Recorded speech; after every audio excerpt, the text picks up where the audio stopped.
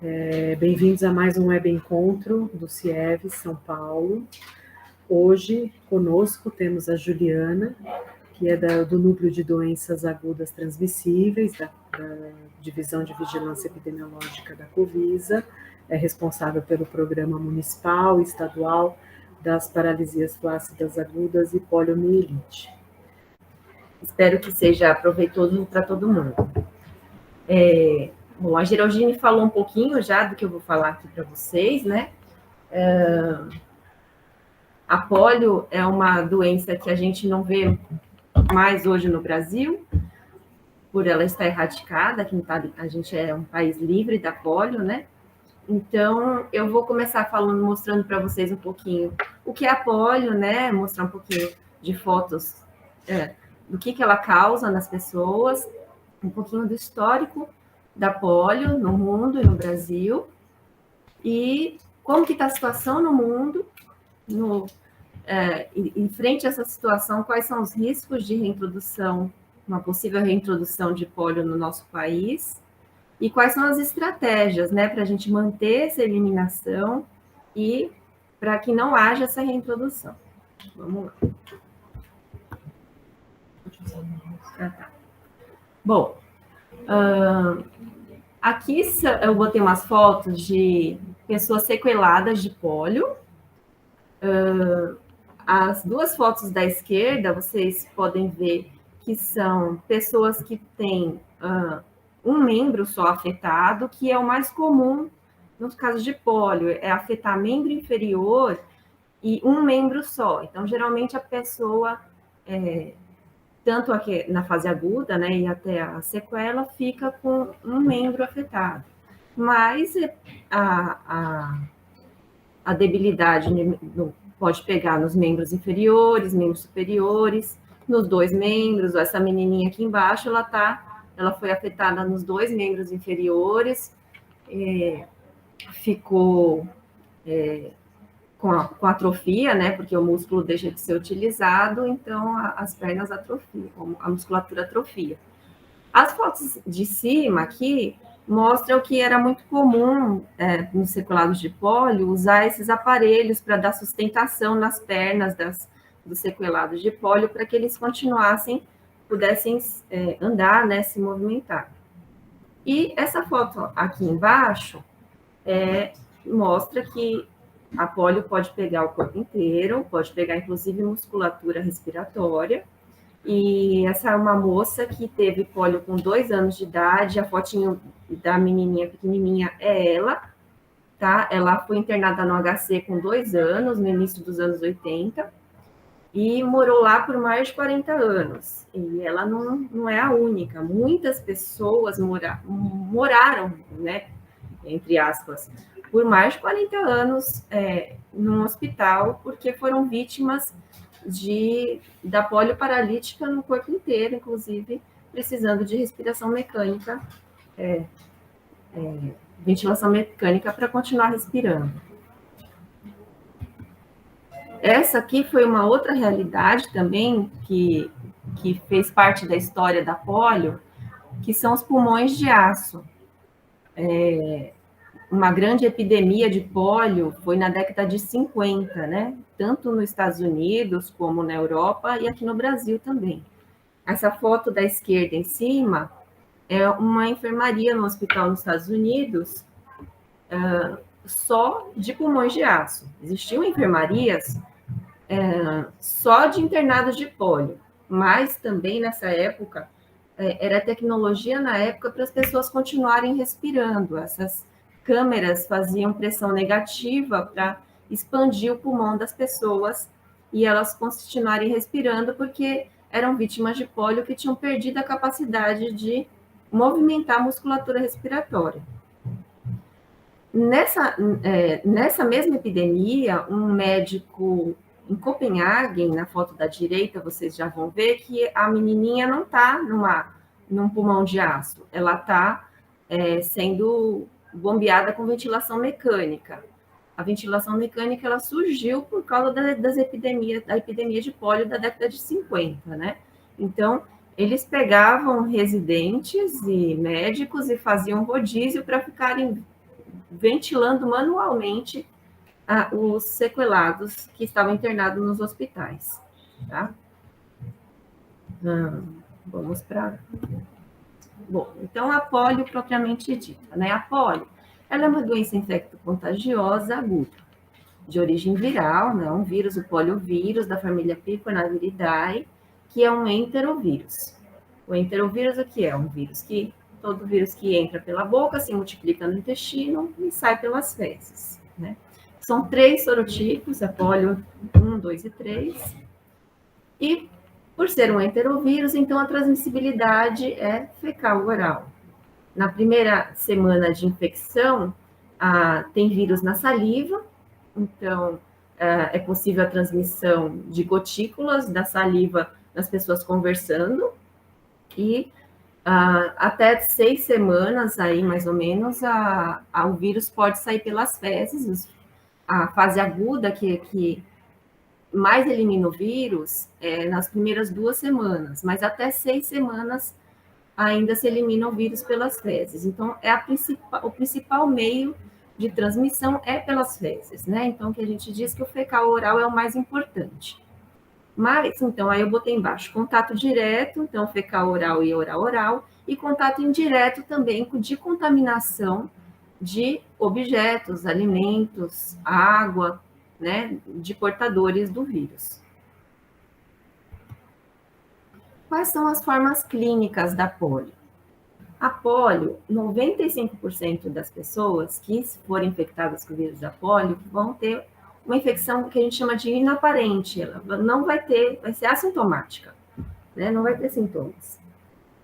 E então ela não vai estar sabendo que ela é uma portadora do vírus, mas ela vai multiplicar no intestino, vai eliminar pelas fezes, então ela vai transmitir para outras pessoas normalmente. Só não vai ter sintomas. A outra forma é a forma abortiva, que a pessoa tem sintomas leves e inespecíficos, sintomas gripais ou gastrointestinais, e ela também não vai saber que é um vírus da polio que está causando aqueles sintomas nela. A gente chama isso de forma abortiva, que é cerca de 4 a 8% das pessoas infectadas. E, finalmente, a nossa preocupação com a polio, né, que são os casos de polio paralítica, que é 1% das pessoas infectadas.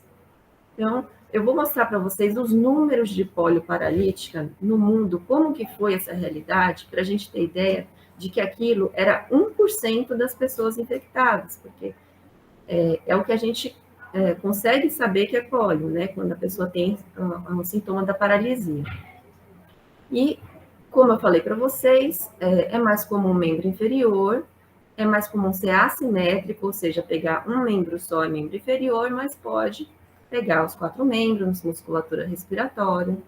A sensibilidade vai ser conservada, ou seja, a pessoa não consegue movimentar o membro, mas ela continua sentindo o membro, certo? Os reflexos tendinosos profundos vão estar abolidos e os membros, eu já falei, né, dos membros inferiores mais afetados. Então, como é o ciclo de vida do poliovírus? Como ele é um enterovírus, né, ele entra pela boca, chega no intestino, então ele vai se multiplicar dentro de uma célula intestinal, ele vai ser absorvido pela célula do intestino, e lá ele vai ganhar corrente sanguínea. Ganhando a corrente sanguínea, em algum momento, ele vai encontrar com um neurônio motor, uma célula nervosa de neurônio motor do corno anterior da medula, que a gente fala que o poliovírus, ele tem tropismo pelo neurônio motor do corno anterior da medula. Isso ocorre em cerca dos 1% dos casos que eu falei, que o vírus ele vai conseguir entrar no neurônio motor. Então, ó, ele vai liberar o RNA dele, é um vírus RNA, ele vai liberar na célula do neurônio motor e lá na célula, então, ele vai se multiplicar. Ele vai se multiplicar numa quantidade tão grande ao ponto que o neurônio vai explodir, né? Olha, a célula hospedeira explode e ela morre, né? Então, o neurônio motor vai morrer. Então, por isso que a gente vai perder só movimento e não vai perder a sensibilidade, porque não pega célula sensitiva, só pega célula motora. Então, aqui é um esqueminha ó, do neurônio motor, e que está inervando um músculo, ele morre, ele deixa de inervar aquela parte, e aí aquela parte vai perder o movimento. Né? Qual é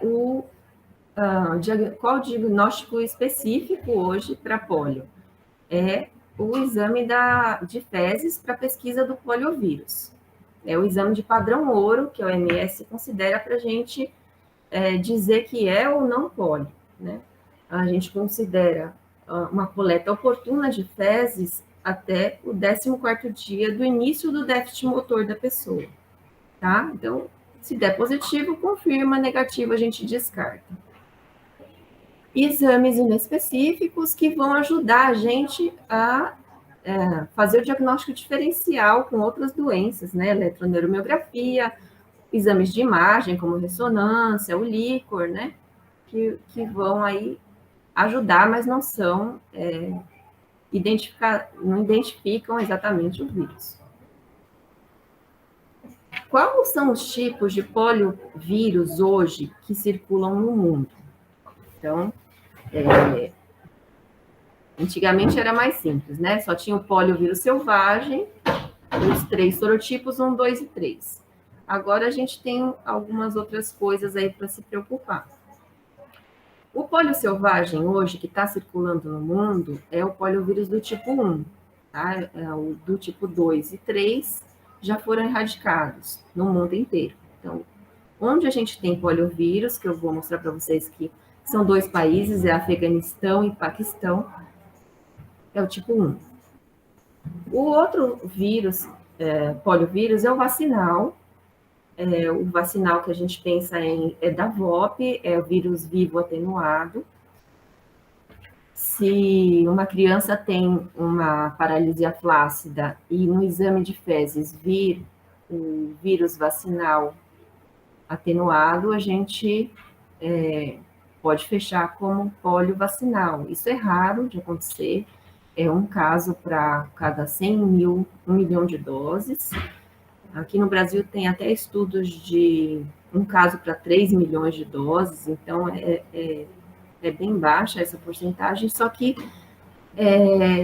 mesmo sendo pequeno, um evento raro, o risco disso acontecer com a VOP estava maior do que você ter uma pólio selvagem aqui no Brasil, porque a gente não tinha mais pólio no Brasil. Então, a partir de 2016, a VOP foi tirada das primeiras doses da criança, porque a primeira e a segunda dose era onde tinha o risco de causar pólio vacinal, e foi colocada a VIP, que é a vacina inativada, que não tem esse risco de causar pólio vacinal.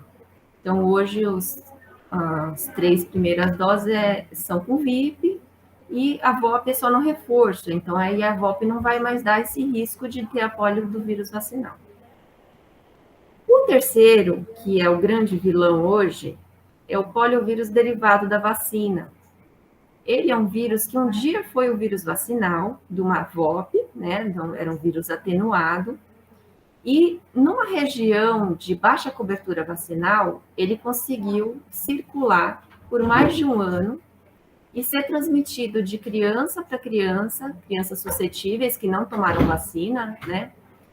E em cada intestino de cada criança, ele vai sofrendo mutações, pequenas mutações, ou recombinação com enterovírus, e aí ele consegue se tornar neurovirulento de novo. Ele consegue causar o mesmo quadro de pólio paralítica que causa o pólio selvagem. E o vírus, o tipo que mais causa isso é o tipo 2. Né? O tipo 1 também acontece, raramente o tipo 3, mas dos 3 sorotipos vacinais, o 2 é o que tem mais tendência de causar mutação. E hoje nós estamos com vários casos no mundo, em vários países da África, com esse vírus derivado da vacina causando pólio paralítica. Tá? E a preocupação maior hoje na OMS são esses vários surtos de pólio que têm acontecido na África, porque é uma região de baixa cobertura vacinal. Esses que são de região de baixa cobertura, ele é chamado pólio circulante derivado da vacina, é o CPVDV. Porque também existe um pólio derivado da vacina que se replicou em pessoa imunodeprimida, que não consegue se defender do vírus, e ele fica replicando na mesma pessoa por um longo período de tempo, acaba sofrendo mutação dentro mesmo do intestino daquela pessoa. E aí, no exame laboratorial, o laboratório consegue diferenciar se é um vírus circulante de regiões de baixa cobertura ou se é um vírus de pessoa imunodeprimida. Tá? Ele faz sequenciamento genético para descobrir isso. Pela porcentagem de diferenciação, ali, pólio derivado da vacina, de 1 a 15%, né? 1% de diferença em relação ao vírus vacinal quer dizer que o vírus circulou por 1 ano. 2% ele circulou cerca de 2 anos até ele ser descoberto, entendeu? É mais ou menos essa relação. Aqui eu botei para vocês os principais diagnósticos diferenciais de pólio, que são o quê? São paralisias flácidas agudas, são agravos que podem causar paralisia da mesma forma que a pólio causa. E hoje são os agravos que a gente tem que estar vigiando para a gente provar para a OMS que a gente continua livre da pólio. Então, quando a gente fala, vamos notificar a PFA, toda criança com PFA tem que ser notificada, esses são os principais agravos que elas vão ter, né? Então, o nosso objetivo hoje, porque quando a gente eliminou o vírus no Brasil, a gente assumiu um compromisso com a OMS de provar que a gente vai continuar livre da pólio. Então, como é que a gente prova? A gente prova vigiando, né? Então, toda paralisia que é um caso parecido com pólio, a gente vai notificar, coletar fezes para que ela venha negativa, para a gente poder descartar o caso e dizer não é pólio, é uma síndrome de Guillain-Barré, é uma mielite transversa, é um tumor que está comprimindo a medula, né? Muitas vezes a criança já entra no hospital já com aquele diagnóstico direcionado, né? Já sabe que é um tumor, ou então ela já entra com um traumatismo de medula. Então, a gente vai notificar a PFA e dizer que não é pólio. Um pouquinho do histórico da pólio, para vocês verem como a pólio é antiga, né?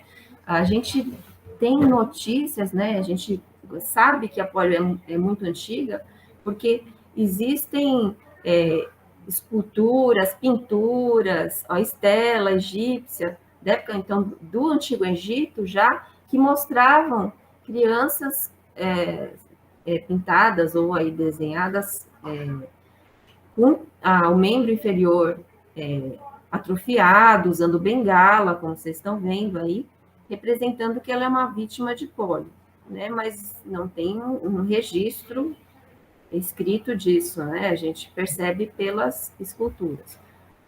Em 1789 é a primeira vez que um médico descreve a pólio como uma debilidade das extremidades inferiores. Ele só descreve clinicamente, ele não sabe, ele não dá um nome para isso e não sabe que é contagiosa, nada. Em 1894, então, que ocorre a primeira epidemia de pólio descrita nos Estados Unidos. A partir do começo do século XX, começam a ocorrer vários surtos e várias epidemias. Então, a grande epidemia mundial, que a gente pode até chamar de pandemia, foi na década de 50, né? Aqui, que vocês podem ver aqui, 1952, grande epidemia de pólio nos Estados Unidos.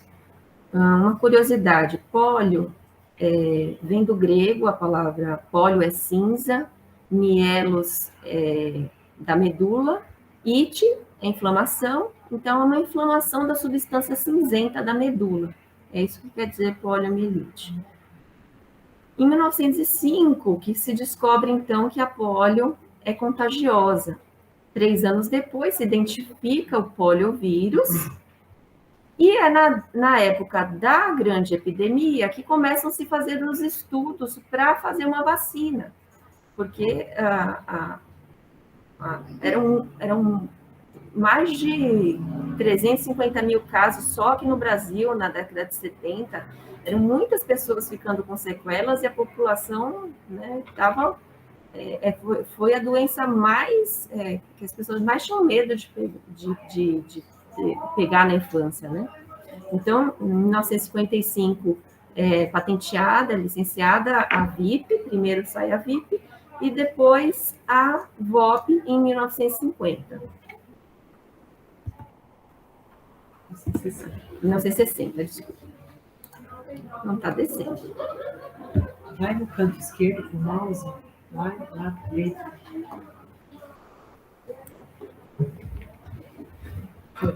Foi. Em 1988, é criada a Iniciativa Global de Erradicação da Poliomielite. Agora, a cada período de ano, eles estabelecem um ano para erradicação, né? Esses anos falharam várias vezes. A única doença hoje erradicada do mundo é a varíola, e a polio é uma que se vem tentando, então, desde 1988. No ano 2000 quase conseguiu, mas um país lá na África, o presidente resolveu que ia proibir a vacinação lá, porque ele achou que a vacina estava contaminada com o vírus do HIV, e também que tinha hormônio na vacina, para as mulheres não engravidarem, proibiu a vacinação. E aí deu um boom lá, né? Deu um surto lá, espalhou para todos os países vizinhos, e não se conseguiu atingir a erradicação no ano 2000. E aí eu vou mostrar como é que estão os números nos últimos anos para vocês. Em 2017 foi o ano que a gente atingiu o menor número de casos no mundo. A gente fechou 2017 apenas com 22 casos confirmados de poliomielite paralítica no mundo. Então, de 1988 até hoje, saímos de 125 países endêmicos para somente 2, que eu falei para vocês, que é Afeganistão e Paquistão. Então, como eu já falei também, o P2 está erradicado, foi erradicado em 1999, e o P3 foi erradicado em 2011, que foi o último caso de P3 selvagem. Então, hoje, só está circulando o P1. E em São Paulo, no Brasil, as iniciativas de vacinação começaram em 1961, a primeira campanha nacional mesmo foi em 1980, o último caso de pólio em São Paulo foi no município de Teodoro Sampaio, em 1988, e o último caso no Brasil, no município de Souza, na Paraíba, em 1989. De lá para cá, a gente não tem mais pólio selvagem, nem derivado de vacina, graças a Deus. Aqui embaixo eu botei um gráfico para vocês do número de incidência de casos por ano. Tá bem pequenininho, mas aqui o início é década de 70, né? Então, era na ordem de 300, 250 mil casos por ano, né? Esse ano aqui, acho que é 1975, que passou de 300 mil casos confirmados de polioparalítica em um ano só. Aqui, esse primeiro ano que começa a baixar é o ano de 1980, quando começa a primeira campanha de vacinação da polio. No ano seguinte, é impressionante a queda brusca no número de casos, né? Até o último caso, então, aí a gente está há 32 anos com incidência zero. Essa foto é o Itamar Franco recebendo o certificado de país livre da polio em 1994, e todos os outros presidentes da América receberam também nesse mesmo momento.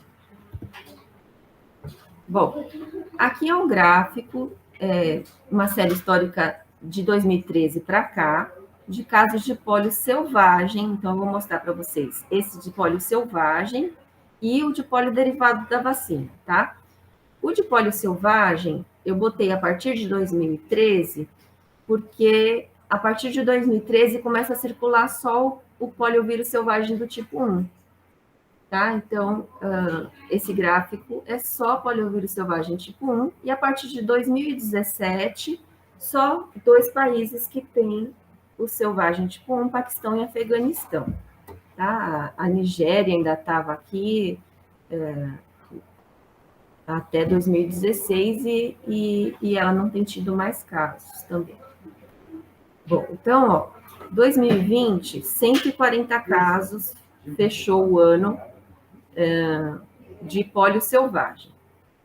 Esse número aqui, 2, eu não sei se é o número real, se eles estão fazendo campanha e está abaixando o número de casos, se eles ainda vão aumentar esse número até o final do ano, porque o que eu percebo é que quando chega em fevereiro, março do próximo ano, que eles fecham realmente o banco do ano anterior, e isso aqui tende a aumentar. Então, ainda não dá para saber 2021 qual é a atual situação, ainda mais pensando em Afeganistão e Paquistão, né? Afeganistão com a situação que está hoje lá, como é que está a notificação disso, então, e as campanhas de vacinação, como é que está a dificuldade de fazer essas campanhas lá. Então, vamos ver aí como é que vai fechar 2021.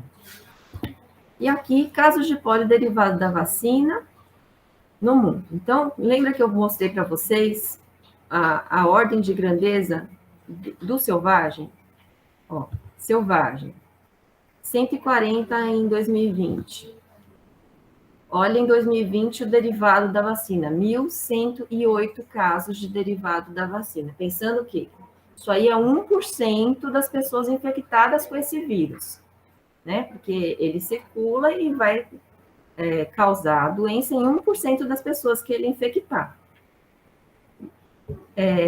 Eu botei em azul clarinho aqui quantos casos tinham até esse mesmo período que a gente analisou aqui em 2021. Então, até agora, em outubro, a gente está com 345 casos confirmados. Eu pego esses dados no site do Polio Eradication, que é da OMS, né, com CDC, e aí os dados até outubro do mesmo período do ano passado eram 464. Então, olha de outubro até fechar o ano como aumentou. Então, não tem também como saber se vai aumentar pouco ou muito, quanto que isso vai aumentar em 2021. Eles fizeram, a OMS fez um estudo para fazer uma vacina específica para o poliovírus derivado da vacina, porque essa derivada é a do tipo 2, ó, que eu botei aqui embaixo. Em 2021, em 2020, desculpa, desses 1.108 casos, 1.174 eram do derivado do tipo 2, que é o que ocorre mais mutação. E desse ano, dos 345, 333 são do derivado do tipo 2. Então, a grande maioria dos números desse gráfico é derivado do tipo 2. Então, foi feita a vacina específica do derivado do tipo 2 para contenção desses surtos. Por quê? Primeiro, que o mundo inteiro só estava. A vacina da gotinha hoje só tem o 1 e o 3, né? Então, aqui no Brasil, em qualquer país, as campanhas de vacinação com VOP é só o tipo 1 e o tipo 3. Primeiro, por causa daquele risco que o tipo 2 estava de causar essa mutação que ele causou lá na África. E segundo, que a gente não tem mais o tipo 2. O tipo 2 está erradicado, né? Do mundo. Então, esses surtos estão sendo contidos com vacina específica para esse derivado do tipo 2, tá? Eu botei aqui um mapa para vocês perceberem a distribuição desses casos nos últimos 12 meses. Os pontinhos vermelhos, que são esses concentrados no Paquistão e Afeganistão, são o pólio selvagem do tipo 1. Lembra que eu falei que é só Afeganistão e Paquistão? E os pontinhos verdes, na região central do continente africano e também Paquistão e Afeganistão, que é a grande preocupação hoje, que é esse derivado da vacina do tipo 2, né, que está cerca de 16 países nos últimos 12 meses, eles estão endêmicos para esse tipo de vírus. Os pontinhos amarelos é derivado da vacina do tipo 1. Então, vocês veem que é um número bem menor derivado do tipo 1. Então, isso aí é polio paralítica, tá? Só são casos, o que está contado aí no mapa é polio paralítica. Os contatos desses casos, que também eles coletam amostras de fezes e têm resultados positivos, estão todos no site do Polio Eradication. Vocês podem entrar lá e ver o número, não só desses casos de polio paralítica, mas também dos positivos dos contatos, que não estão aqui nesse mapa. Então, tem muito mais caso positivo que não está aqui no mapa. Aqui é só poliparalítica. Então, aqui é 1%. Aqui eu botei para vocês a cobertura vacinal de pólio no mundo em 2019. Para vocês verem que o rosinha e o vermelho, que são as mais baixas coberturas, que é aqui na região central do continente africano, é onde está ocorrendo o derivado da vacina, tá vendo? Que bate a região de baixa cobertura. Então, pelo o que a gente pode ver, cerca de 50%, aí abaixo de 70% de cobertura vacinal, o risco do vírus vacinal conseguir circular por muitas pessoas suscetíveis é muito grande dele conseguir circular e causar essa mutação que ele está causando. O Brasil está azul clarinho, né? Desde 2016 a gente não tem atingido as coberturas vacinais e estamos aí com cerca entre 80% e 89% de cobertura. Essa baixa cobertura também é risco de reintrodução das pessoas entrarem portando o vírus e encontrarem pessoas aqui suscetíveis. E no Afeganistão também. Né? Afeganistão. Rosinha. Também está rosinha. Eles têm o selvagem e o derivado. Eles têm os dois. Paquistão e Afeganistão têm o selvagem e o derivado, e eles também têm baixa cobertura vacinal. Muito bem apontado. Então, quais são os pontos que nos levam a aumentar o risco de reintrodução da polio no Brasil, né, e nos países das Américas? Intenso fluxo de passageiros, né? Então, as pessoas entram diariamente, e nós temos aqui em São Paulo o principal aeroporto do Brasil, né? O aeroporto de Guarulhos. A rotatividade de recursos humanos no serviço de saúde, então a gente tem que estar sempre capacitando, sensibilizando, para que eles compreendam a importância da gente estar vigiando, porque se a gente não perceber rápido que entrou um caso, esse caso vai passar para outro, e quando a gente perceber, ele já vai estar disseminado. Então, a carência de sensibilização de profissionais de saúde e a importância da vigilância e da notificação da PFA. Coberturas vacinais baixas e não homogêneas. Então, a cobertura vacinal baixa vai levar muitas pessoas suscetíveis e o risco delas serem infectadas com vírus importado. Coleta de fezes inoportunas ou inadequadas. A gente precisa coletar fezes na fase aguda para saber se é pólio. Se a gente só vai coletar lá com 20 dias, 30 dias, e aí vem um resultado negativo, a gente não sabe se é negativo porque não era pólio ou porque ele não está mais eliminando o vírus. Então, a gente tem uma dificuldade muito grande de conseguir essa coleta oportuna, é um dos principais indicadores que a gente não alcança na vigilância da PFA. Então, quais são os 3 maiores riscos hoje de reintrodução da polio no Brasil? O primeiro risco é a importação do vírus selvagem. Só tem hoje 2 países com vírus selvagem, mas existe o risco, né, de alguém vir do Paquistão ou do Afeganistão. Enquanto existe o vírus, existe o risco de alguém trazê-lo, porque a maioria das pessoas vão ser assintomáticas. O segundo risco é casos de polio associado à vacina. Esse risco, ele praticamente zerou. que como nossas crianças estão tomando nas 3 primeiras doses, com 2, 4, 6 meses, a VIP, que é inativada, praticamente não existe mais o risco da criança ter uma polio vacinal. E o terceiro, que, como eu mostrei para vocês, é o vilão, né, e aí o mais, de maior risco no momento, é o polioderivado da vacina, que está ocorrendo em vários países da África, além do Paquistão e do Afeganistão.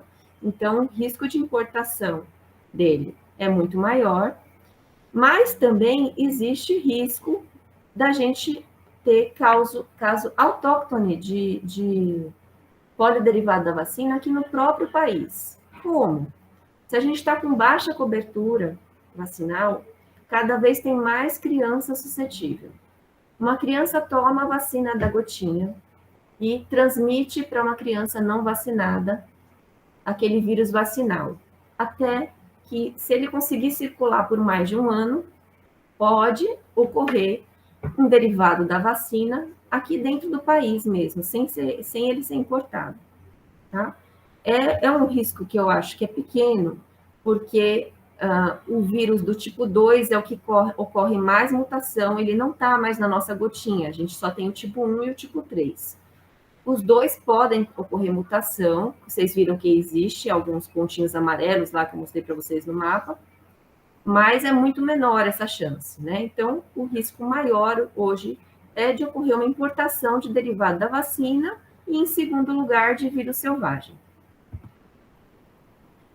Quais são as estratégias hoje no mundo, de todos os países que estão livres da polio, quais são as estratégias para a manutenção da erradicação e para erradicar a polio no mundo, né? Não só nos países livres, mas nos que têm polio ainda hoje?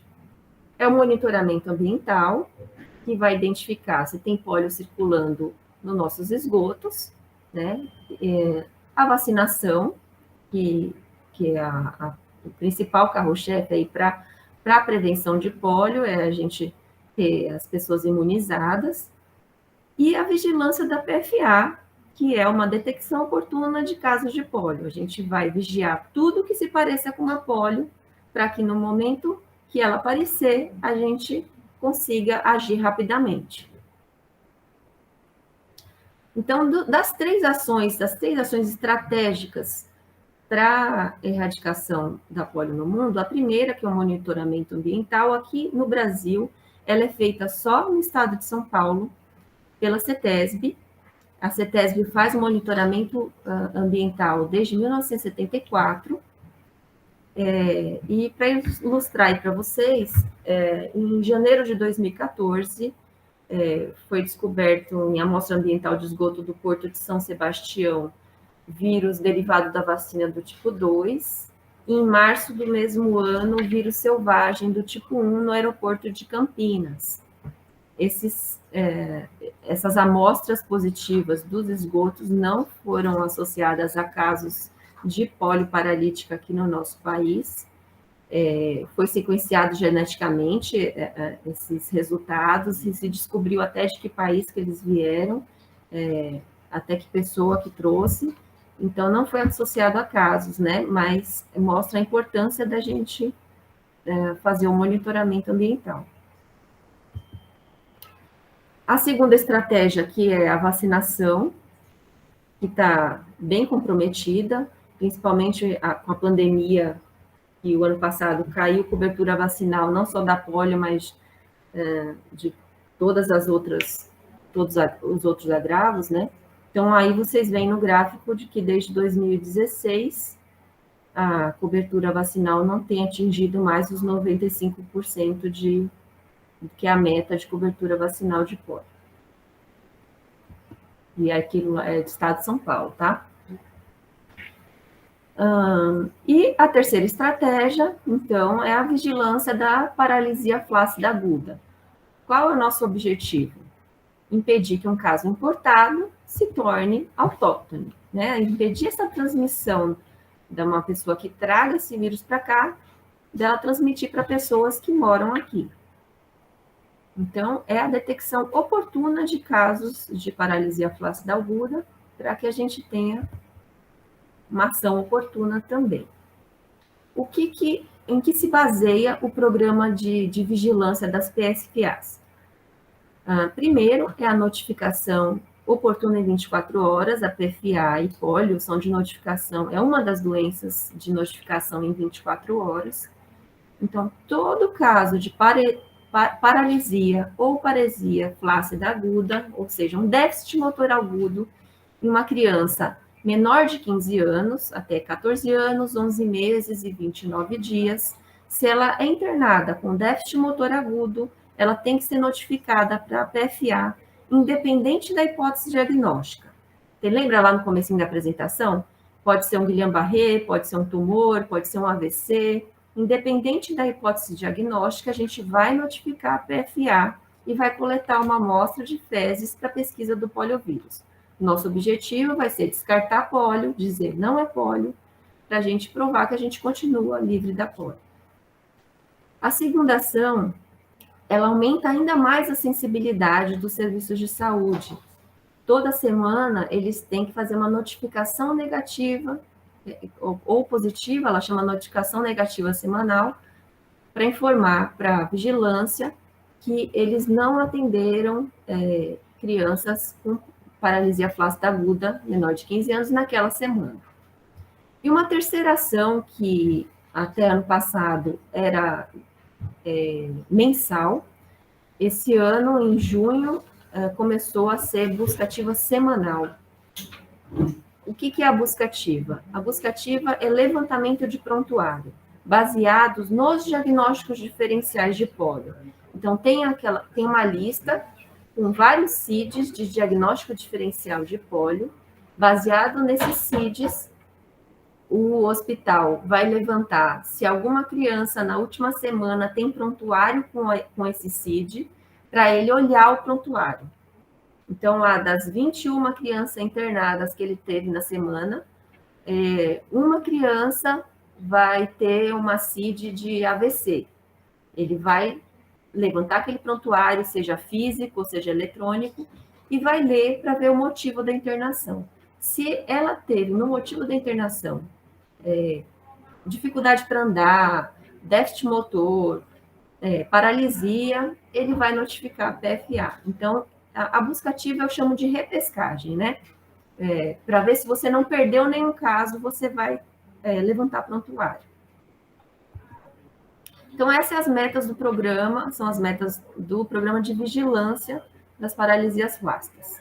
Notificar pelo menos um caso para cada 100 mil crianças menores de 15 anos. Isso dá 23 casos, cerca de 23 casos que tem que ser notificados por ano no município de São Paulo. No estado de São Paulo, são cerca de 87, 88 casos que têm que ser notificados de paralisia plástica por ano. O que a gente prova? A gente prova que a gente está vigilante se a gente está notificando, né? A investigação em 48 horas, 80% dos casos investigados. Coleta oportuna de fezes, a meta é que 80% dos casos notificados tenham coleta oportuna. Notificação negativa semanal, 80% dos serviços notificando, e a buscativa semanal, que ainda não tem a meta estabelecida. Aqui eu mostro para vocês o gráfico da taxa de notificação de PFA, uma série histórica, de 2007 até 2020, na capital de São Paulo. Então, a partir de 2017, a gente começa a não atingir mais meta de notificação. E, então, isso mostra que os serviços estão ficando menos sensíveis, né? Porque as paralisias flácidas, elas continuam ocorrendo, né? Síndrome de Guillain-Barré, mielite transversa, meningites, continuam ocorrendo. Então, a notificação está caindo. Em 2020, a gente ainda teve o Covid, né, que dificultou mais ainda o serviço e caiu mais ainda a taxa de notificação. Aqui a taxa de notificação no estado de São Paulo também, que a partir de 2015 também começa a não ser atingida. Aqui é o gráfico da coleta oportuna de fezes, que eu falo que é o indicador que a gente tem mais dificuldade. As crianças internadas com um déficit motor agudo, mais de 90% elas têm coleta de líquor. Então, eu recebo as fichas de notificação, praticamente quase todas têm resultado de coleta de líquor, mas menos, cerca de 60% a 65%, vão ter a coleta oportuna de fezes. Aí a nossa notificação negativa, que a meta é 80%, então a linha azul mostra a meta de 80%, a gente sempre ultrapassa os 80%, mas mesmo os serviços informando que não tiveram PFA, isso demonstra que o quê? Que deve estar tendo subnotificação, porque apesar deles falarem não tenho casos, a notificação de PFA vem caindo. Bom, aí agora eu vou mostrar para vocês qual o trabalho da OPAS em relação a esse risco de importação da polio para os países da América. A OPAS e a OMS definiram o que é risco de importação de polio, que é o risco de receber uma importação, de não detectá-la oportunamente, ou de transmissão potencial na comunidade. Então, a OPAS avalia uma série de indicadores de cada país para saber para cada país qual é o risco de importação de poliovírus para aquele país. Então, ele avalia, ele tem um bloco vou mostrar para vocês aqui, de imunidade e suscetibilidade. Então, ele tem o bloco da vacinação. Então, ele avalia a cobertura vacinal D1 da VIP e dose completa, as 3 doses, nos últimos 5 anos. Então, a gente preenche uma planilha, a gente fez isso para dados de 2018, e agora, no começo de 2021, a gente fez para os dados de 2020. Cobertura vacinal, dos últimos 5 anos, e depois ele avalia um segundo bloco, todas as ações de vigilância das PFAs, e um terceiro bloco que ele avalia outros fatores que podem influenciar no risco de reintrodução, por exemplo, presença de portos e aeroportos, se o país ou o estado faz fronteira com outros países, saneamento ambiental, né? Se tem rede de esgoto, se tem rede de água, e vários outros fatores aqui que eu citei aqui, que vocês podem ver. E aqui foi o resultado da análise de risco de reintrodução da polio em 2018 nas Américas, para cada país. Então, verde, baixo risco, amarelo, médio risco, e vermelho, que foram só 3 países, ficaram com alto risco em 2018, né? Que aqui Haiti, Venezuela e Guatemala. Aí, o Brasil fica o médio risco, né? Em 2020, ele passa para risco alto. Eles fizeram 4 em 2020. Em 2018 eram só 3 categorias de risco, né? Baixo, médio e alto. E em 2020 eles fazem 4 categorias e o Brasil ficou na categoria de risco alto. Aqui eu mostrei para vocês um pedacinho só da tabela de análise de risco, que é o finalzinho dela. Eu coloquei aqui só os municípios acima de 100 mil habitantes. A tabelinha de cima é o ano de 2018 e a de baixo é o ano de 2020. Então, aqui no bloco o primeiro bloquinho aqui é vacinação, o segundo, vigilância epidemiológica, o terceiro, os outros fatores. E aí, aqui vem o resultado final. Em 2018, só Campinas, Guarulhos e São Bernardo que ficaram como médio risco. Todos os outros já estavam como alto risco em 2018. E em 2020, só quem se manteve como médio risco foi Guarulhos, todos os outros passaram a ser alto risco. O município de São Paulo tinha 74 pontos, no máximo de 100, e passou a ter 84 em 2020. Então, é o risco de que, se entrar uma pessoa portando o vírus da polio aqui, ou ocorrer uma paralisia flácida aguda, a gente não perceber e ele se disseminar. Esse é o risco. A OMS definiu o que é um evento de detecção de poliovírus ou um surto de poliomielite. Um evento é quando até o momento não existe indícios de transmissão. E um surto, quando já há provas de que existe transmissão. Então, um evento, detecção no pólio derivado da vacina ou de um poliovírus selvagem do tipo 2, que ele já está erradicado, não existe mais, né? Então, se ocorrer uma detecção, em um caso único de PFA, por causa desses tipos de vírus, já vai ser considerado um evento. Houve um trabalho, a partir de 2016, se não me engano, de destruição dos vírus, de todos os laboratórios no mundo, dos vírus, dos poliovírus. Então, quem tinha amostra de poliovírus armazenada no laboratório teve que destruir. Só alguns poucos laboratórios no mundo tiveram a permissão de continuar tendo. Aqui no Brasil, a gente não tem laboratório que teve essa permissão de continuar armazenando poliovírus, tá? Então, por isso que pode ocorrer um polio selvagem do tipo 2, porque ele existe, mas existe em 2 ou 3 laboratórios no mundo.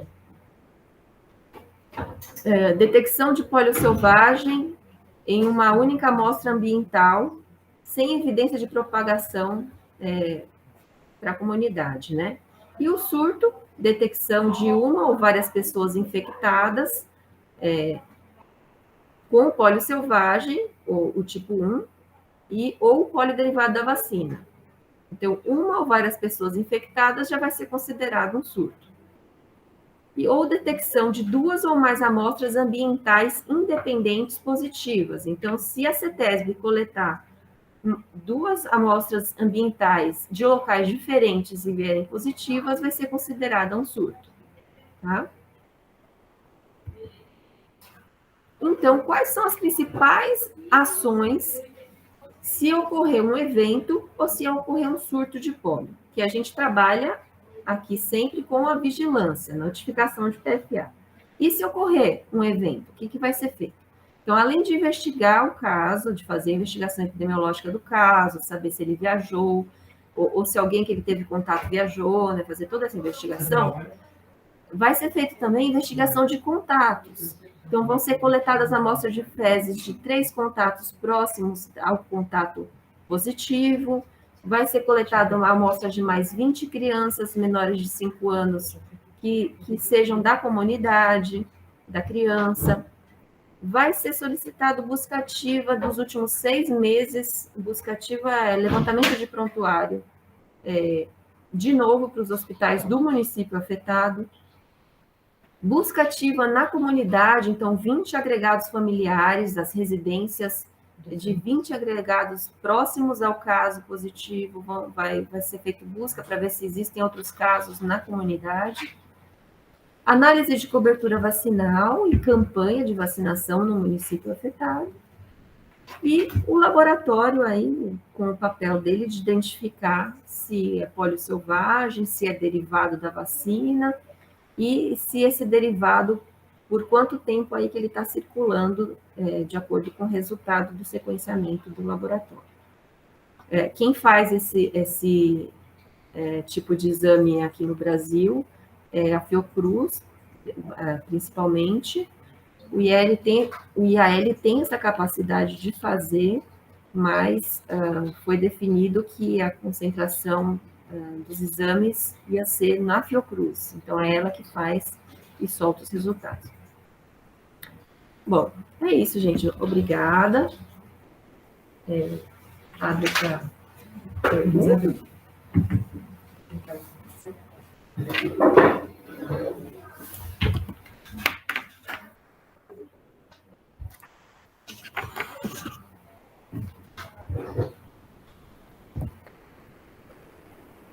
Bom, obrigada.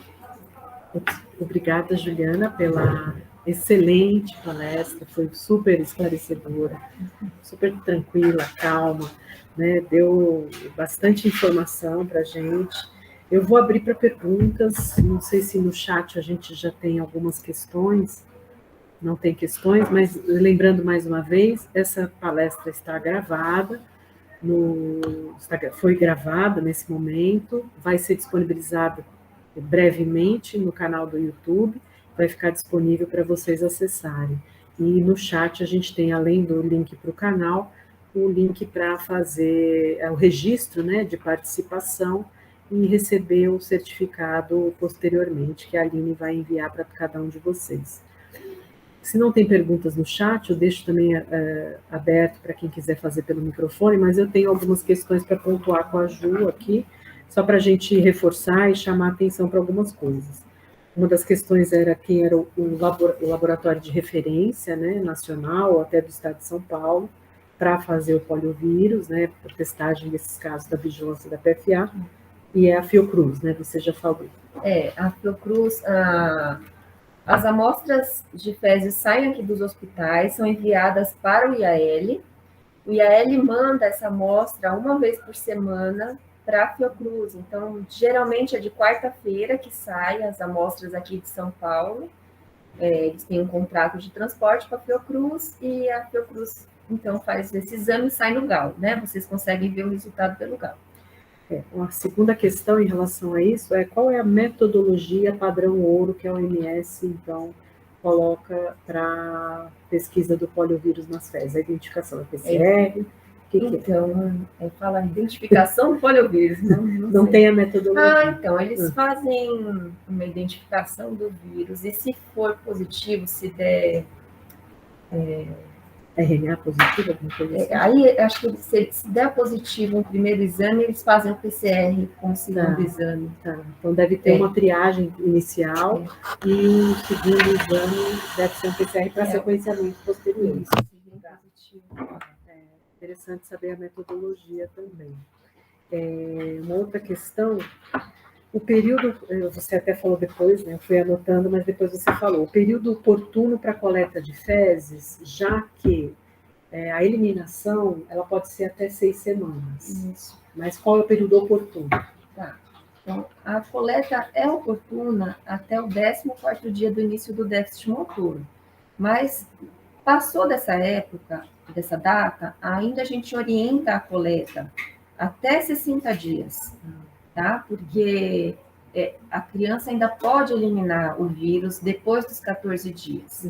Mas, como não é mais uma coleta oportuna, a gente só vai considerar esse resultado se ele vier positivo. Se ele vier um resultado negativo, aí a gente não consegue utilizar esse resultado para descartar o caso. Não descarta o caso. Isso.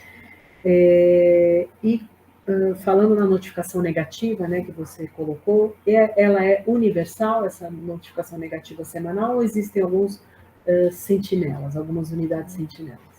Na PFA a gente não trabalha com sentinela, tá? A notificação negativa, ela tem que ser enviada por todo hospital que interna a criança. Então, todo hospital que tem internação pediátrica, ele deveria estar enviando notificação negativa toda semana, informando toda semana. E vocês têm uma boa adesão dessa notificação negativa? Sim. No estado de São Paulo, são 445 hospitais que enviam para a gente, e a gente consegue cerca de 90% de informação semanal. E aqui no município? Aqui no município são 80 hospitais. Bem interessante, e semanal, né? Isso. A última questão que eu fiquei interessada é sobre o monitoramento ambiental. Então, qual que é a periodicidade, quais são os pontos e quem é o responsável por fazer esse monitoramento? A CETESB, ela ela define junto com o Estado os pontos de coleta, né? Geralmente tem, como que chama lá aqueles... ETAs? ETs, né?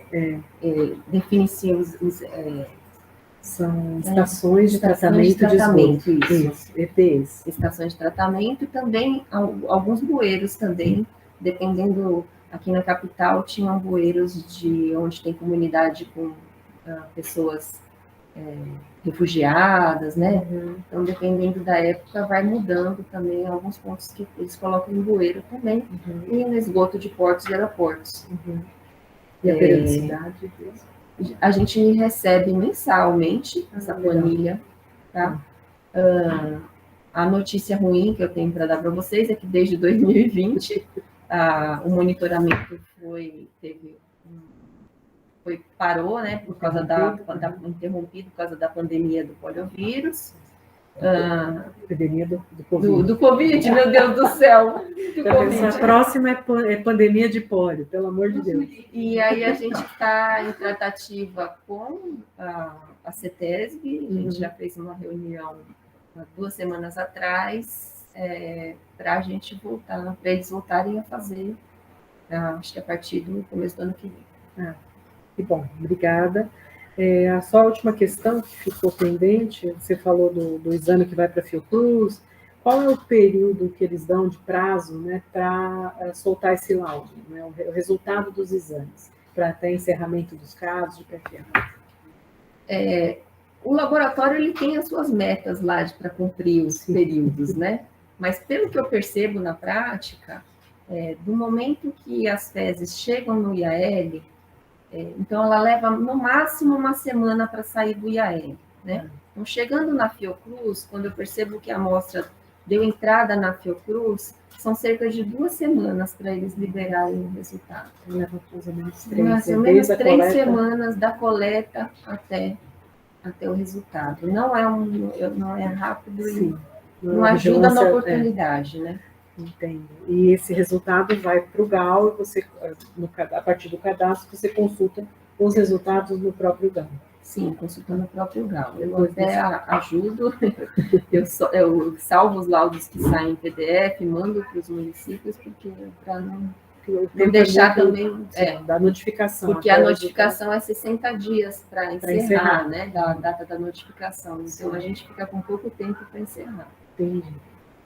Olha, o meu rol de perguntas foi esse. Eu não sei se alguém mais tem alguma pergunta interessante. Já tivemos alguma suspeita de poliovírus derivado de vacina? Não ambiental, né? Mas em humanos? Aqui no Brasil, não. No Brasil não teve ainda? Não, no Brasil. Mas a gente já tem todas as estratégias e o plano, né? Sabemos que em alto risco. São Paulo, cidade de São Paulo, risco alto para a introdução. Então, aumentar a sensibilidade, estar mais alerta, né? Cumprirmos as metas de notificação, principalmente. Ok. Gente, eu agradeço muito a participação da Juliana, bastante esclarecedora. Alguém mais tem alguma pergunta? Estamos aguardando aí. Se não tem mais perguntas, a gente também pode receber por e-mail, enfim, podem fazer essas perguntas.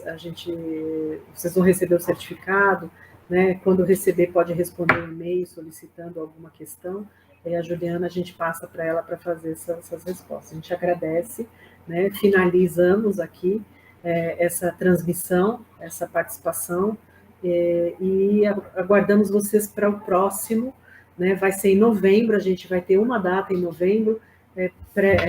Em breve a gente passa para vocês o tema, mas vai ser mais para o final do mês, tá? E aí a gente passa para vocês qual seria, para fechar o ano, o tema do web encontro. Obrigada, pessoal, e até a próxima.